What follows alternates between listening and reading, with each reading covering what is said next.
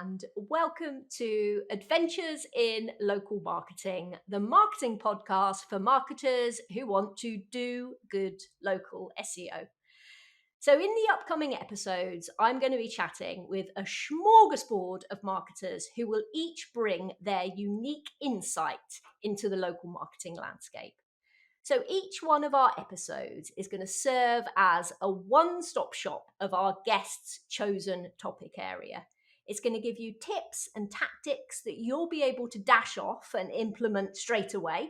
And it's going to get your brain cogs whirring and make you think about each of these subjects in a different light. I'm your host, I'm Claire Carlisle, and I am BrightLocal's local search expert, as well as being a chartered marketer with 20 years of experience working with local businesses of all shapes and sizes. And today we are going to be chatting with a very lovely person, Stefan Somborac. Stefan is the founder of the local SEO agency Marketing Metrology. He is a Google Business Profile Platinum product expert, and he loves working with small businesses where the results of effective marketing are appreciated by the people who care about the business the most, the founders and the owners. So Stefan does a lot of work with Ben Fisher at Steady Demand. He does troubleshooting and diagnosing problems with business profiles that are in trouble. He is a fountain of knowledge when it comes to dealing with lots of different Google Business Profile issues. He has been a guest on the BrightLocal Local Search Clinic, and we'll add a link to that in the show notes. When he's not working, you will likely find him learning. So he'll be even better when it's time to go back to work. And when he's not working or learning, he enjoys cooking, snowboarding, cross-country skiing, mountain biking, fishing, and playing the piano, but obviously not all at the same time. So hello, Stefan, and welcome to the show. Thanks for having me. Thank you for coming today. So today, we are very lucky because we have got you here and we are going to talk about the Google Business Profile Help Community, what it is, who it's for, and how to use it to get the best results. So thank you for coming along to talk about that. I have used it a couple of times myself, back for over quite a few years, but getting help when I had problems for my clients. And you were actually one of the people that helped me in there. So thank you very much. And now I'm trying to build up my own knowledge base so I can try and be helpful and useful to other people that are using the community to get their questions answered. So my first question for you, Stefan, is how did you get into the community and using the community? And how did you become a platinum product expert? Can you tell us a bit about your journey? Sure. Yeah, I first heard about the community reading blog posts by other product experts, people like, this would have been around 2015, 2016 maybe, but people like Mike Blumenthal, Joy Hawkins, Ben Fisher, all these people writing great content about local SEO also happen to be product experts. And that just sent me looking to find out more about what that was. And so when I discovered the community, I realized that this is a place run by volunteers. Anybody can post a question, anybody can answer a question. So I started answering questions, not necessarily looking to become a product expert, but just to help and to learn a little bit more myself. And I can tell you that the first question I posted or answer I posted was totally wrong and so egregiously wrong that some product expert came along and deleted it and then posted a comment about, I had to remove that answer because it was inappropriate. And so that sent me looking for the guidelines, which is an often referenced document. I'm sure anyone listening has read the guidelines.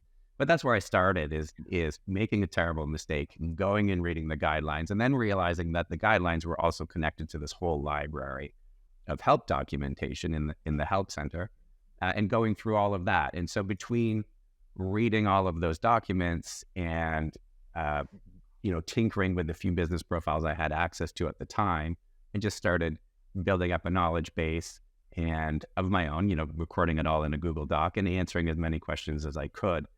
The whole system is based on points. So anyone can go there and start answering questions and earning points. After a certain point level, you automatically become a bronze. And at some point, then you move up to silver. At some point, and I'm not sure exactly where it is, there's some human moderation. So you can't just become a gold or platinum because you've answered a lot of questions. Somebody's going to be looking at your work. You might get a mentor. So in my case, I was mentored by Ben Fisher, which was really helpful. And that, so for me, originally, it was just about answering questions, learning personally and helping others. And it just turned into, having PE status, gold status, and then platinum status. So it wasn't actually intentional, but here we are.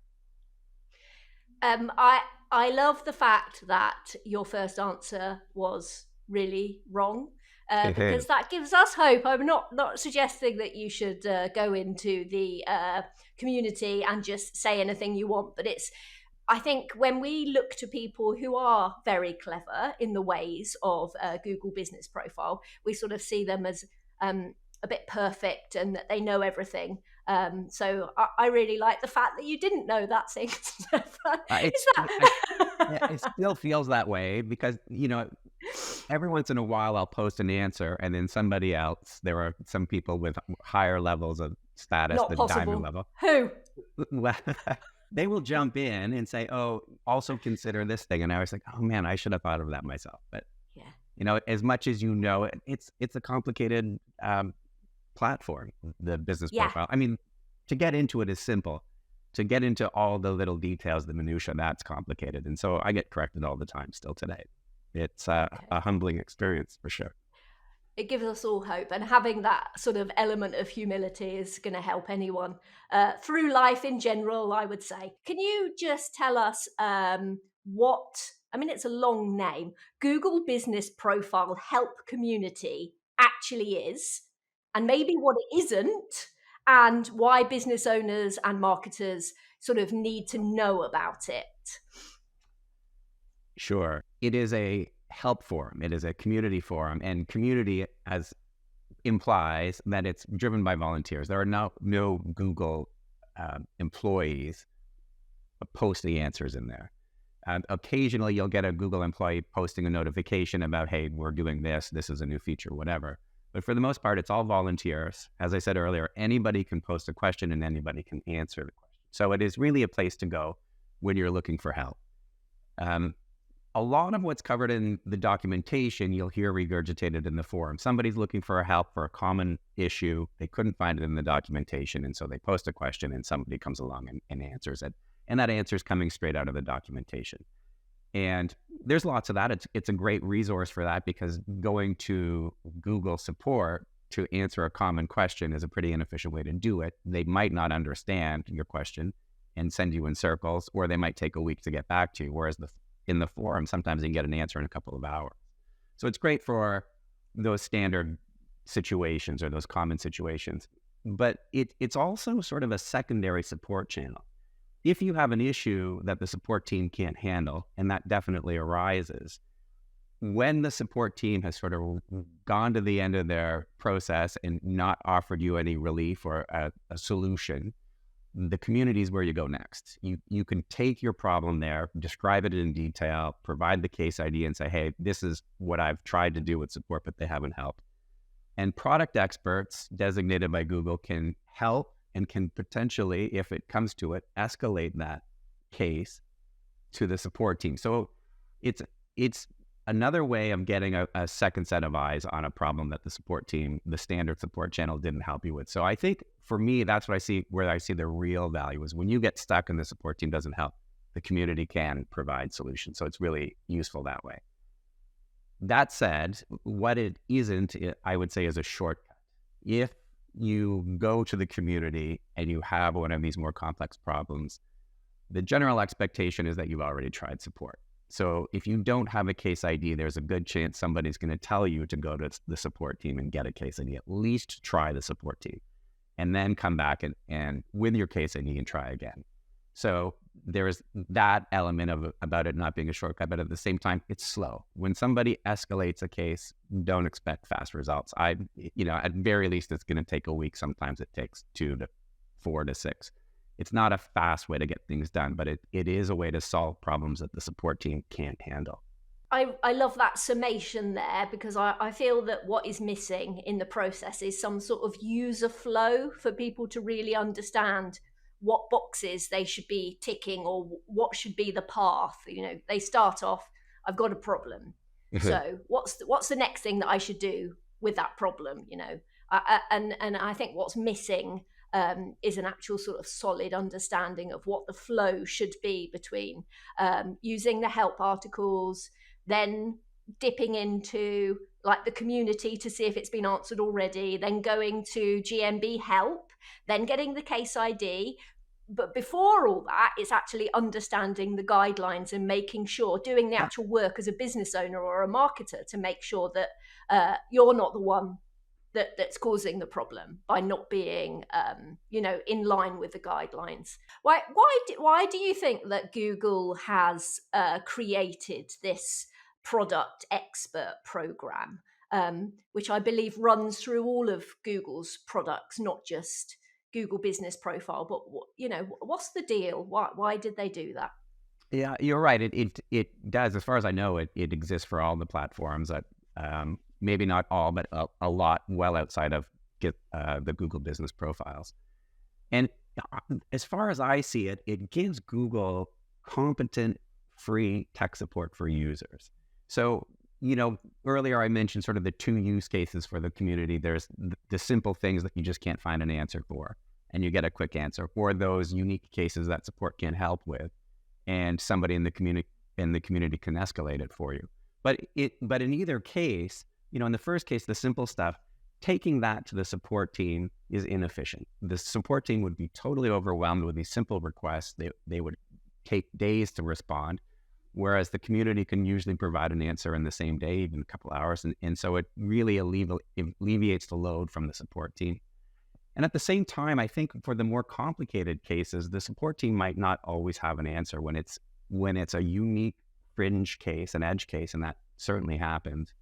If it's outside of the workflows that they're used to, quite often the support team doesn't provide a helpful resolution. And that's when you can take it to the community and get some help from somebody who's tinkered with the product enough to really genuinely be able to provide some assistance. And so that's another thing that would cost Google a lot to try and build into their support teams, right? But by outsourcing it to this community, that doesn't cost Google anything other than maintaining a community. It provides, I think, a really effective support channel for a lot of users. Mm-hmm. Right, you've been in the community, answering questions and being in the community for years. I am sure that there are sort of peaks and troughs of sort of popular things that are coming up. But are there any sort of certain types of questions that you find yourself very frequently solving? Are you drawn to anything in particular, or what do you like doing in there? Yeah, well, 2 things. One, I like helping with suspensions. There are always suspension cases. Getting out of suspension can be really challenging. And so even when you're dealing with support, a lot of users feel like they're banging their head against a wall. And I'm sympathetic to those merchants for sure. They've gotten suspended for whatever. And often it really does seem quite random. And they've got all the required documentation. They really genuinely have a business, and they're hurting because their business profile isn't showing up. The phone stops ringing. It really can be sort of a panic situation for these business owners. So being able to help them get back online certainly is rewarding. So I definitely look at suspensions anytime I'm logged in. I try to help some merchants with that. And I personally enjoy the fringe cases. I like seeing the minutia of business profiles and those weird one-off things, because as much as it's a system where you would expect it to be pretty routine, it runs a certain way all the time, and if there's a bug, then it breaks the same way all the time. It's not like that. There really are these strange one-off cases that crop up, and being able to jump in and help with those, I just find that interesting. It's a puzzle, and I like a puzzle, so that's what I find the most rewarding. In that case, I don't. What's the weirdest thing? Talk about edge cases. Are you allowed to, like, what's the? Maybe it was like a strange business, or was it a strange thing that was happening? Can you think of anything? Yeah, I've handled two cases where Google systems have automatically merged two profiles. And Ooh. in the case where a merchant has created a profile and Google has automatically created a profile and there are two profiles for the same business, when the system merges them together, it's not a problem. It's working as intended. But I have seen cases. One case was two complementary businesses sharing a storefront. So they were at the same address. One of the businesses, but run by two different merchants, and one merchant would sell parts to soup up your car, and the other merchant was selling the service of putting those parts onto your car. And Google just saw them as the same business and merged them together, and all the reviews got merged together, and one profile stopped showing up on maps. And so I had to work with that merchant to get Google to pull those things apart. And I saw another case like that I helped with, where it was actually two separate businesses side by side. So their address wasn't even the same. It was just they were neighboring addresses. And one was a bar and one was a restaurant. So they were similar categories, and they had a similar name because they had the city name in the name of the business.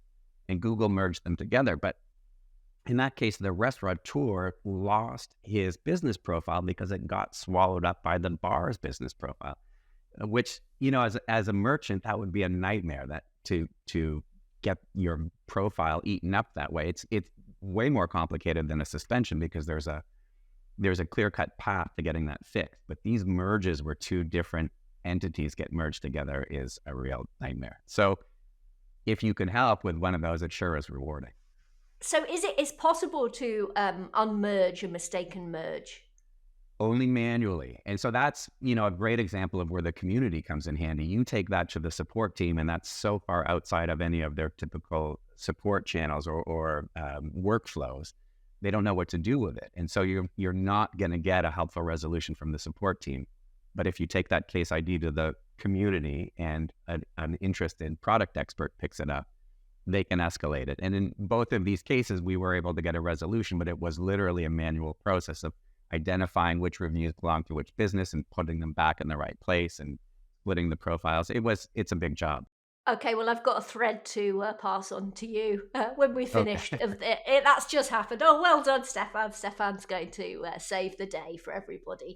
So I am thinking about anything that is happening that is new with Google Business Profile sort of processes, like the new verification form, that our listeners and our watchers are going to need to be aware of. And I'm thinking, using your crystal ball, can you think of anything coming up that might be causing issues in the help community? The one that's actually got me concerned, because I don't have any exposure to it yet, is what we're seeing in the EU with the new reinstatement process. I know very little about it. I know that it's out in the EU, that I'm presumably will be rolled out around the world because Google does things on a global scale. And so we'll eventually see that in North America. That obviously I'm in the English speaking community, so I'm dealing with a lot of North American cases. And when that new system rolls out, I anticipate some significant problems for two reasons. First, it's radically different and new, so that's going to be a challenge. But also with any software, companies tend to roll out software as soon as it's viable. And it's you might describe it as half baked, but they'll describe it as, a minimally viable product. So let's get it out there. And it's going to have bugs. And so it's going to be new and it's going to be buggy. And I'm sure that Google will identify the bugs and improve them over time. But it's still, I anticipate sort of a perfect storm of radical change and bugginess all at the same time. I think we'll see a lot of those. Suspensions are already a problem, right? Anytime you go into the forum, you can count on finding a lot of suspension cases. It's not a bug. Non-stop. Nonstop. Yeah. That's right. It's not Yeah. a bug. It's part of the system, and it's a real problem for merchants. And when you take this complicated, frustrating process and introduce a radical change with some the bugs inherent in a new product, I expect some problems. But I don't know. Well, all we can do is just wait and see what happens. I'm I don't want to think about it too much. Has that new form rolled out already? I don't know for sure. I think it's out across the EU. I know that Google phases rollouts, right? They test things and they start rolling things out in larger numbers. I think it's been issued across the EU, and I think it's just a matter of time before we see it in North America as well. So you haven't done one of those yet then? I have not.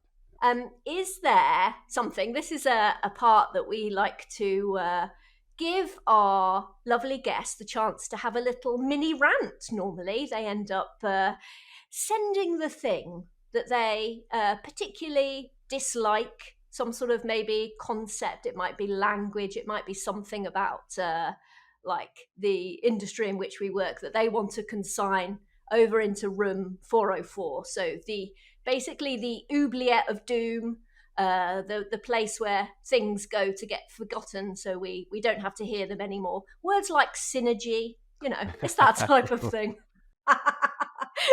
Is there any sort of theme or concept or phrase that you would like to immediately cancel and never hear again? Yeah. Well, so I've listened to this podcast, so I know that this is part of the format. The last one, Crystal Carter, I think it was, talking about merchants not using the correct form of their own URL all the time is actually one of my problems. So when I heard her talk about that, I was like, oh, I understand that. So there's that. There are lots of others, but keeping sort of with the theme of the day about the support team. And this is a recent realization for me. It's really common, I think, for everybody who has wrestled with the support team, and especially for people working in agencies where they're handling lots of business profiles on a daily basis. They're dealing with suspensions and bugs, and they have to deal with support. Support can be a nightmare. And I think the general consensus is dealing with the support team for Google Business Profile is a nightmare. And one of the things that I've been thinking about is a huge part of my job is fixing these weird bugs and troubleshooting problems, and it's all done using the support team. They have access to the back end in a way that nobody else does. They can solve problems and fix issues like nobody else can. It is quite simply a matter of contacting the support team and helping them understand what your problem is so that you can get a fix. And so my thinking was, instead of viewing the support team as this terrible, hellish experience that we have to deal with in our jobs, maybe we should put that idea aside and view the support team as an avenue or a channel to actually accomplish things that are really valuable for our clients. And if you do it a lot, it becomes less and less frustrating. You learn how to communicate your ideas with your problem, how to reply to an email that comes back from the team that makes it pretty clear that they don't understand what you're talking about. And so rephrasing your question so that you can get what you want. And so what I would, to sum that all up, what I'm thinking these days is the support team isn't a terrible experience. The support team is a channel that you have to learn how to use properly because it can bring really great results for your clients when they have problems with their business profiles. Stefan, why are you so kind and nice? Some people would blame it on me being Canadian, but I'm not sure. I think that's brilliant. I love that. I love that reframing in terms of the support is a person doing the best that they can, really. And so, our job as marketers or business owners is to help them understand our problem the best that we can.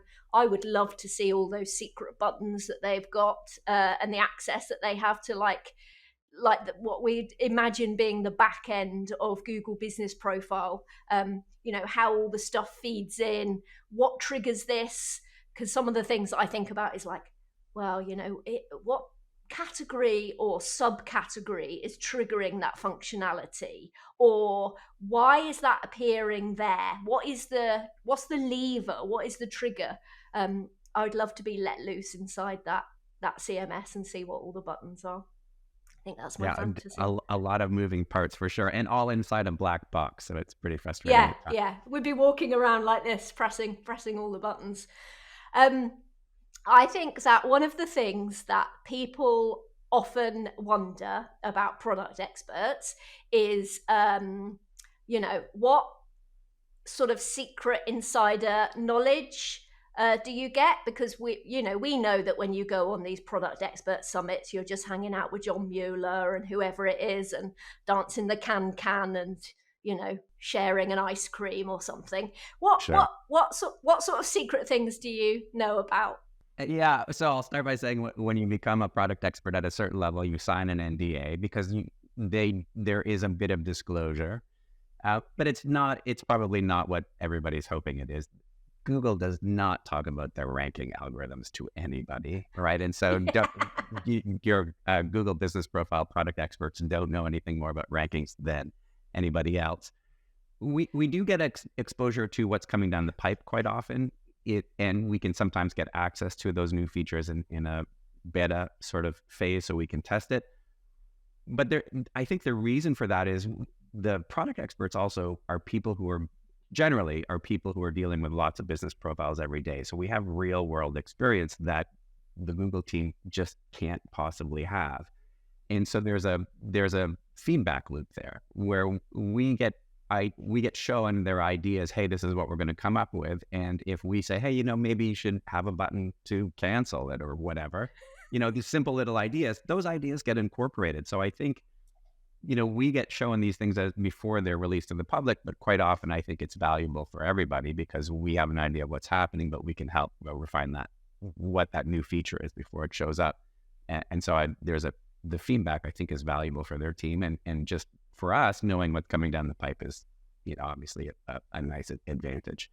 But that's about it. I would say that just listening to Googlers talk about their jobs and what they do and how things work, you always pick up a little nugget here and there that's not intended to be useful to you, but it is in some way, right? Understanding what their role is and how their role fits in with somebody else's role just gives you a glimpse, just a tiny peek behind the curtain, and there's some value in that. But the short answer, I think, is that there isn't as much secret stuff disclosed to product experts as people would think and would hope.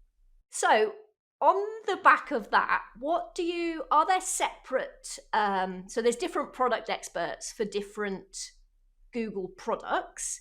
Do you, as part of your being a product expert for Google Business Profile, do you get any sort of insight into the other parts of Google in terms of, I'm thinking about like maps, things to do, local service ads? Would they ever be speaking to you about those parts of the platform and how they might be integrating into Business Profile? No, the short answer is no. Really, when you look at a search result page, it's a collage of a whole bunch of different departments of Google feeding in content, right? Whether it's ads or a map pack or some sort of image carousel, whatever it is, all of these things coming from different departments, and they really are so unique and so vast that everybody sort of specializes, and you see that reflected in the communities. There is a separate community for maps and totally independent of the business profile community, which is seems sort of strange, but they really are two different products that just sort of have some intertwining between them, but they are independent. And I think that's just the nature of the beast. There's so much happening at Google that everybody picks a specialty and then focuses on that. But a lot of people just specialize in one area, and they really are siloed, even though they function together. I think as a one of the challenges that I've seen as a marketer is people understanding what comes from where. So I've got a problem with this. Where does it come from? And that Right. was one of the things that we were sort of touching on at Local U, thinking about knowledge panel and where the information comes from. So you see that in the Google Business Profile community, someone sometimes will come in and say, my ads has been, I don't know, Right. whatever it is, I can't even think of the words because I don't do any paid stuff. And then someone helpful will jump into the community and say, you need to go to, they'll send them off where, I've seen people being sent off to Maps or to GA or to other places. So it's quite interesting that we need, as marketers, to know which bit they need to go to get the help, basically. For sure. And you see that quite often. Product experts can move a question to a different community if it's posted in the wrong place. And you will see a lot of questions that were posted in maps because it seems like a maps problem, but they'll move it over to business profile because that's actually where it belongs. But as you point out, I mean, even in a knowledge panel, you can see what appears in the search results to be sort of a cohesive box of information about a business, but it's made up of a bunch of different parts, and they really are different platforms that all just get displayed together in the search. So what we've done is in our chat today, we've talked a bit about the challenges of knowing the path and knowing the right things to do when you need help. So you're going to give us your guide then to how to get the most out of the Google Business Profile help community, which I think will be super useful for people who are a bit like, I've got a problem, I don't know where to take this next. So go for it. Start your own thread. If you have a problem and you bring it to the community, start your own thread. And so maybe in the show notes, we can include a URL to what you need to click to start a thread. It is on the front page of the community, but it's buried amongst all these other sections, and it is pretty hard to find. And so it's pretty common to see people with a similar problem reading a thread, and then they jump in and say, oh, I'm having the same problem with my business. But it's best to start your own thread so that whoever's helping you can focus on that issue. And if it's getting escalated by a product expert, that thread just represents the one case. So tip number one, start your own thread. Number two, provide details. A lot of people will say, my business is suspended, please help. Why not open with details? And maybe, people posting aren't sure what to include. But whenever sort of makes sense, what you might present to the support team, your business name, your Google Maps URL, if you know what it is, your address. This is all about location, so knowing the address is important. Details are important, and I'll follow that with a little amendment. If somebody asks for more details, provide those details as well. They're asking because they need that information. And so it can be frustrating when you say, hey, can you please give me this piece of information? And then they don't give it to you. You need it. You're asking because you need it, right? And so if somebody asks for something, go ahead and provide it. Unless it's confidential information, of course, but it shouldn't be. So nobody needs confidential information to help you. So go ahead and give them what they're asking for. I mentioned it earlier, but have a case ID.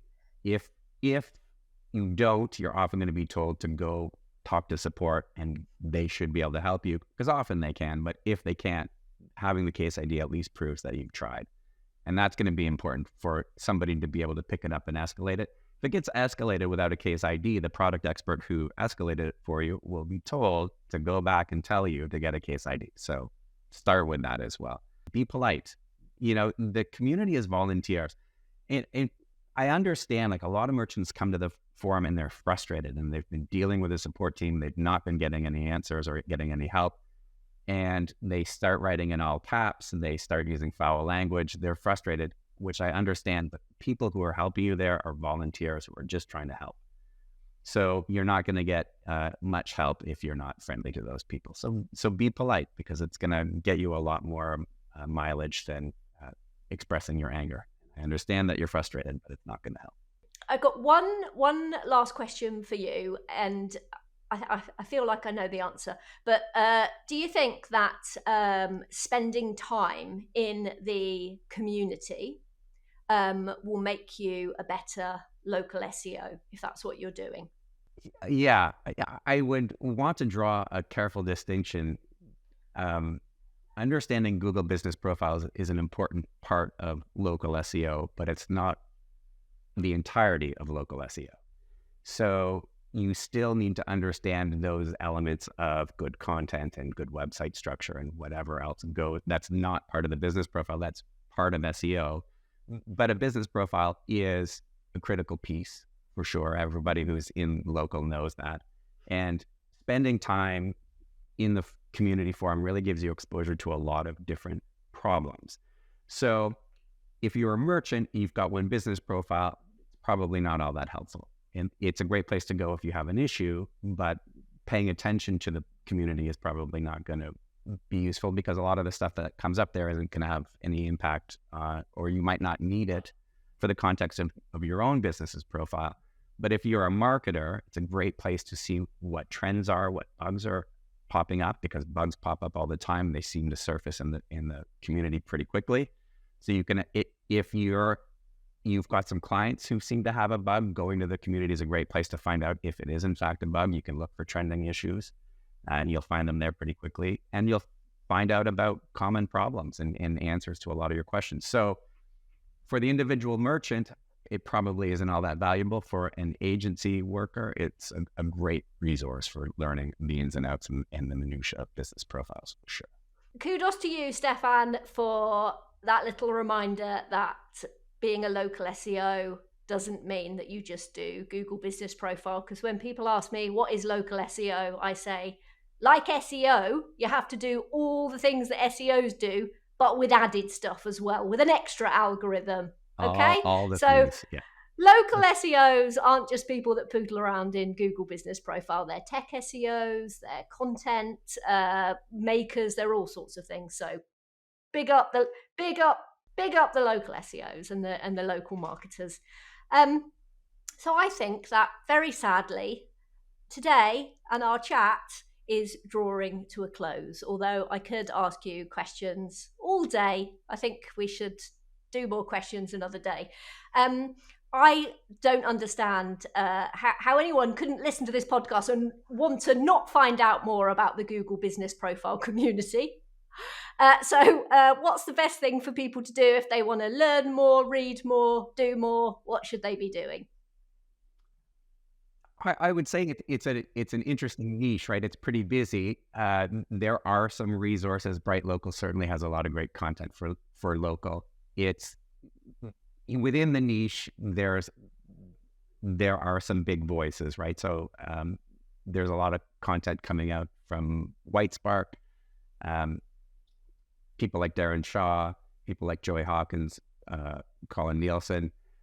I think personally, I find Twitter is a great place to go. If you find a couple of people on Twitter like you or me or the names that I just mentioned, and look at who they're following, because there really is a community of local SEOs who are all sort of following each other and sharing ideas, which goes to something I think all the time. You know, I get to do this job as a local SEO because of the community, because people test things and then share their findings. Google is a black box, as I've already said, and so the only reason that there is an SEO community is because of all the sharing. So you'll see that in Twitter with who's tweeting about local and who else they're following. It's a great place, I think. There are some who will argue it's not what it used to be, but I still find it a valuable resource. But Twitter and the blogs that you see arising or that you see posted on there. Mm-hmm. And the community itself, to just go and like immerse yourself in the content there, I guess. And because, you know, before I started sort of really diving in, I forgot that, you know, all of those threads and all of those answers are such a terrific resource for us. So I think we forget that all that content exists already in the forum for us to go and dive into. So where can we learn more about you or follow you or read your stuff or I don't know, secretly look in your trash or none of those stalky things? Where can we find you? You know, I'm it's sort of I'm not as online as I should be for a guy in this particular industry, but I use Twitter, so I'm just at Stefan Somborac, and I exclusively tweet about SEO stuff, local SEO stuff. You will not see photos of my kids or my new shoes or whatever it is. I just use that as a place to share ideas about business profiles and about local SEO. For me, I find it a useful tool for that. That's about it. I'm on the community forum, but there's nothing there unless you need an answer to a question. I might be worth following for something like that. But Twitter is the only place really that I'm active.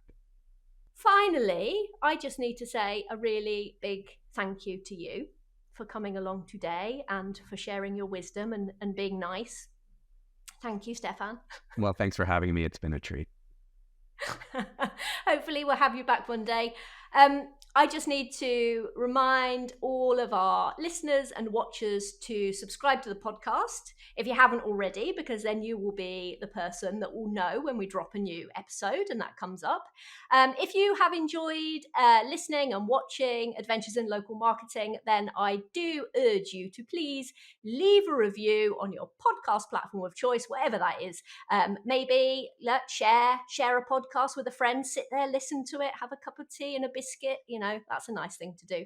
It obviously makes a difference to us if you can share and if you review, and we can carry on. I can keep having lovely guests on. And so I will basically see you next time on Adventures in Local Marketing. So thank you very much.